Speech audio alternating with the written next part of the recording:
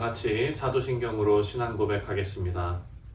전능하사 천지를 만드신 하나님 아버지를 내가 믿사오며 그 외아들 우리 주 예수 그리스도를 믿사오니 이는 성령으로 잉태하사 동정녀 마리아에게 나시고 본디오 빌라도에게 고난을 받으사 십자가에 못 박혀 죽으시고 장사한 지 사흘 만에 죽은 자 가운데서 다시 살아나시며 하늘에 오르사 전능하신 하나님 우편에 앉아 계시다가 저리로서 산 자와 죽은 자를 심판하러 오시리라. 성령을 믿사오며 거룩한 공회와 성도가 서로 교통하는 것과 죄를 사하여 주시는 것과 몸이 다시 사는 것과 영원히 사는 것을 믿사옵나이다. 아멘. 찬송가 395장 자비하신 예수여, 우리 함께 찬송하겠습니다.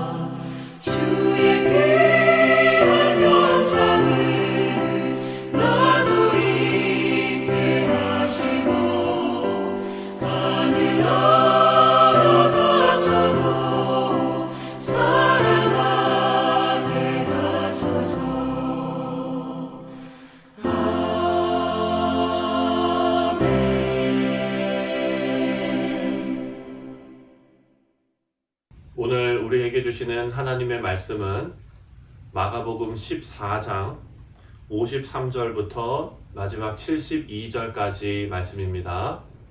그들이 예수를 끌고 대제사장에게로 가니 대제사장들과 장로들과 서기관들이 다 모이더라. 베드로가 예수를 멀찍이 따라 대제사장의 집들 안까지 들어가서 아랫사람들과 함께 앉아 불을 쬐더라. 대제사장들과 온 공회가 예수를 죽이려고 그를 칠 증거를 찾되 얻지 못하니 이는 예수를 쳐서 거짓 증언하는 자가 많으나 그 증언이 서로 일치하지 못함이라. 어떤 사람들이 일어나 예수를 쳐서 거짓 증언하여 이르되 우리가 그의 말을 들으니 손으로 지은 이 성전을 내가 헐고 손으로 짓지 아니한 다른 성전을 사흘 동안에 지으리라 하더라 하되 그 증언도 서로 일치하지 않더라. 대제사장이 가운데 일어서서 예수에게 물어 이르되 너는 아무 대답도 없느냐? 이 사람들이 너를 치는 증거가 어떠하냐 하되 침묵하고 아무 대답도 아니하시거늘. 대제사장이 다시 물어 이르되 내가 찬송받을 이의 아들 그리스도냐? 예수께서 이르시되 내가 그니라. 인자가 권능자의 우편에 앉은 것과 하늘 구름을 타고 오는 것을 너희가 보리라 하시니 대제사장이 자기 옷을 찢으며 이르되 우리가 어찌 더 증인을 요구하리요? 그 신성 모독하는 말을 너희가 들었도다. 너희는 어떻게 생각하느냐 하니 그들이 다 예수를 사형에 해당한 자로 정죄하고 어떤 사람은 그에게 침을 뱉으며 그의 얼굴을 가리고 주먹으로 치며 이르되 선지자 노릇을 하라 하고 하인들은 손바닥으로 치더라. 베드로는 아랫뜰에 있더니 대제사장의 여종 하나가 와서 베드로가 불 쬐고 있는 것을 보고 주목하여 이르되 너도 나사렛 예수와 함께 있었도다 하거늘. 베드로가 부인하여 이르되 나는 내가 말하는 것이 무엇인지 알지도 못하고 깨닫지도 못하겠노라 하며 앞들로 나아갈새 여종이 그를 보고 곁에 서 있는 자들에게 다시 이르되 이 사람은 그 도당이라 하되 또 부인하더라. 조금 후에 곁에 서 있는 사람들이 다시 베드로에게 말하되 너도 갈릴리 사람이니 참으로 그 도당이니라.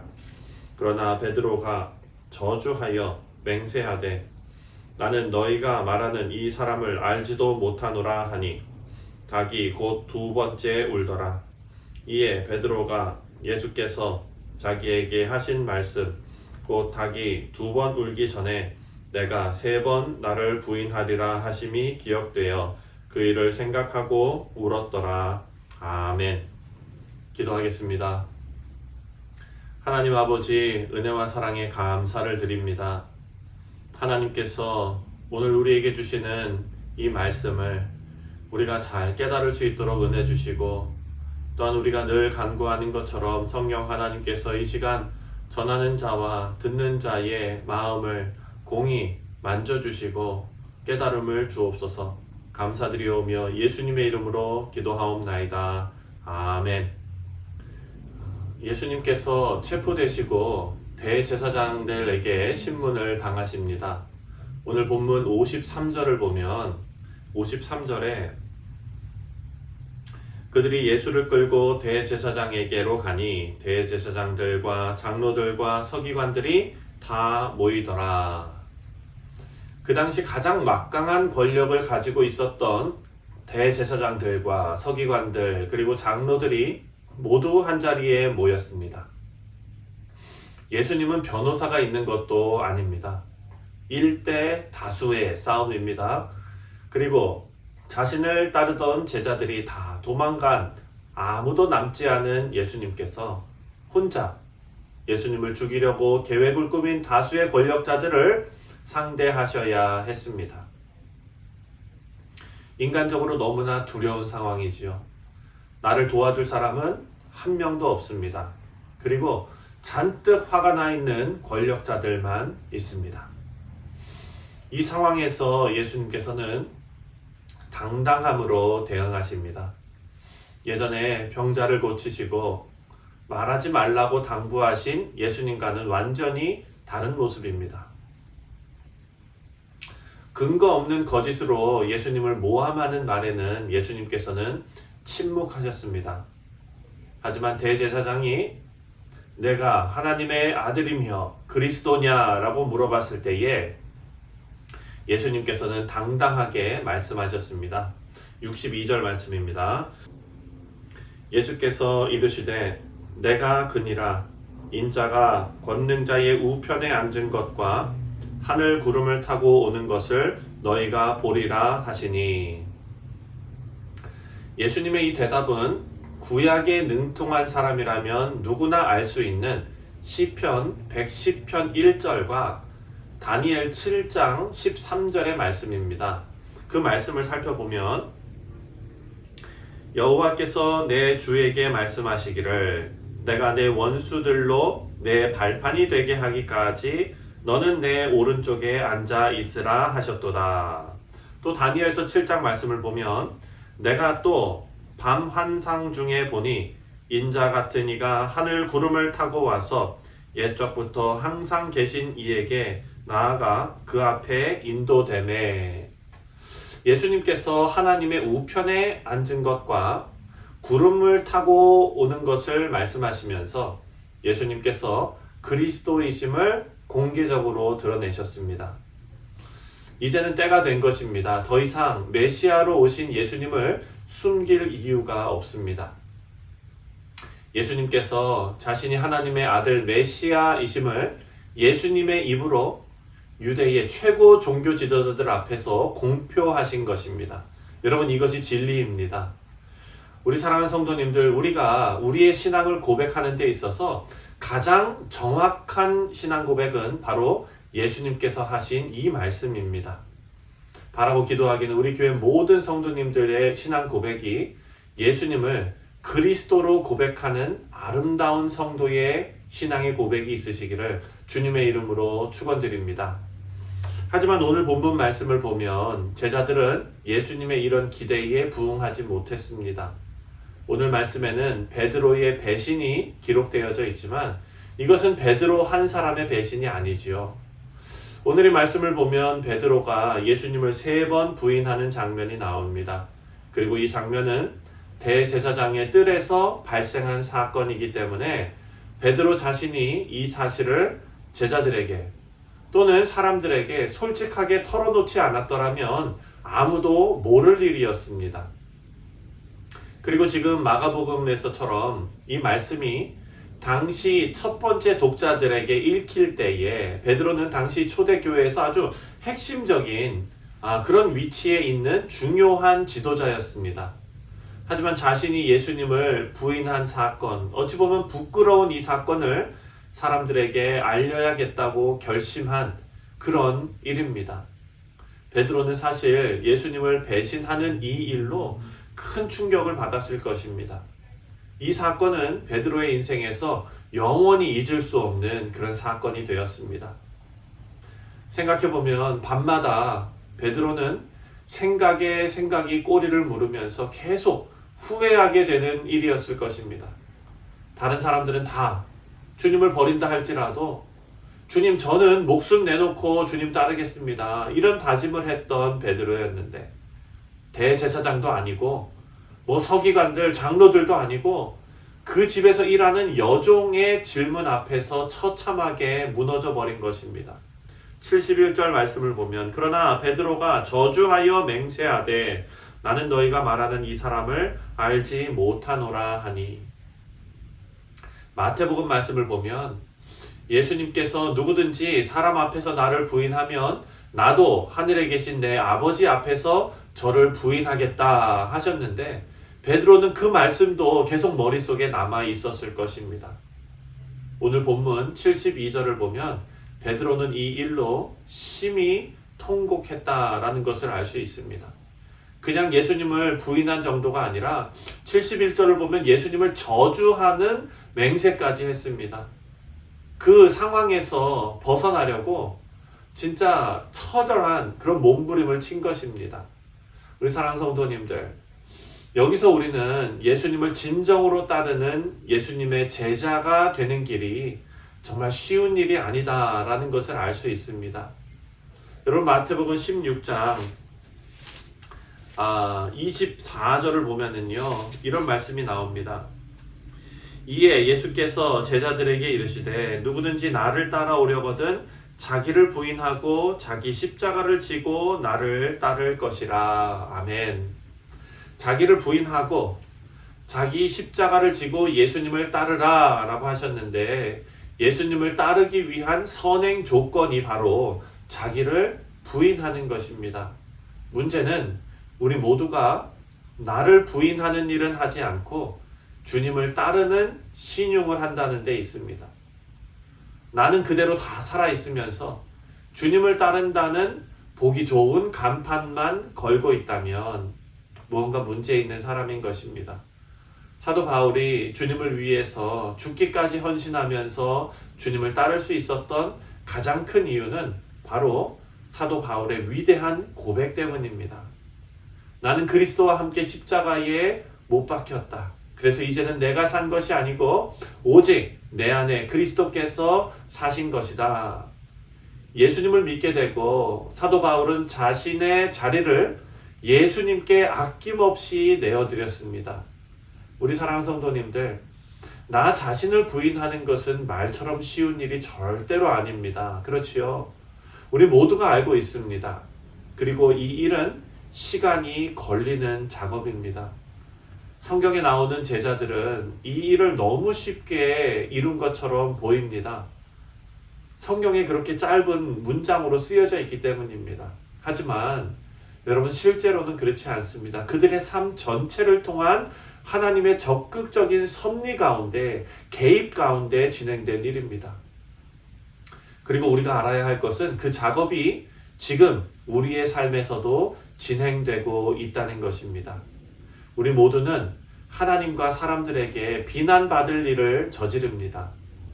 하지만 거기에서 주저앉아 버리면 실패한 베드로가 될 것입니다. 그 자리에서 하나님의 은혜를 발견하고 다시 한번 주님을 위해서 일어나서 은혜 안으로 들어가야 되겠습니다.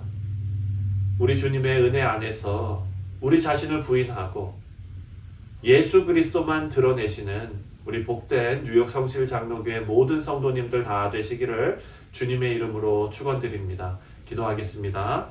하나님 아버지, 은혜와 사랑에 감사를 드립니다. 우리가 날마다 우리 자아를 죽이고 날마다 그리스도를 드러내는 복된 성도들 되게 하여 주옵소서. 아버지, 하나님께서 주시는 은혜를 힘입어 오늘 하루 나보다 남들을 더 낫게 여기며 하나님 닮은, 예수님 닮은 삶을 살아낼 수 있도록 주님께서 개입하여 주시고 은혜 베풀어 주옵소서. 감사드리오며 예수님의 이름으로 기도하옵나이다. 아멘. 하늘에 계신 우리 아버지여, 이름이 거룩히 여김을 받으시오며 나라가 임하시오며 뜻이 하늘에서 이루어진 것 같이 땅에서도 이루어지이다. 오늘 우리에게 일용할 양식을 주시옵고 우리가 우리에게 죄 지은 자를 사하여 준 것 같이 우리 죄를 사하여 주시옵고 우리를 시험에 들게 하지 마시옵고 다만 악에서 구하시옵소서. 나라와 권세와 영광이 아버지께 영원히 있사옵나이다. 아멘. 네, 우리 사랑하는 성도님들, 오늘 수요일은 우리 예배를 위해서 기도하는 날입니다. 우리 이번 주일 부활주일 예배로 우리가 함께 하나님 앞에 예배드립니다. 우리 3월에 있을 모든 예배 가운데 하나님께서 함께 해달라고 위해서 기도해 주시고, 금요일에 고난일 예배와 그리고 또 부활주일 새벽 예배, 부활주일 1부 2부 예배, 모든 예배가 하나님 앞에 온전하게 마음을 다한 예배로 드려질 수 있도록 위해서 기도해 주시길 바랍니다. 특별히 오늘 아침에 있을 수요 성경 공부를 위해서 기도해 주실 때에 말씀을 증거하시는 우리 원로 목사님 그 가정, 그 사역을 위해서 함께 기도하도록 하겠습니다. 우리 다 같이 함께 기도합니다.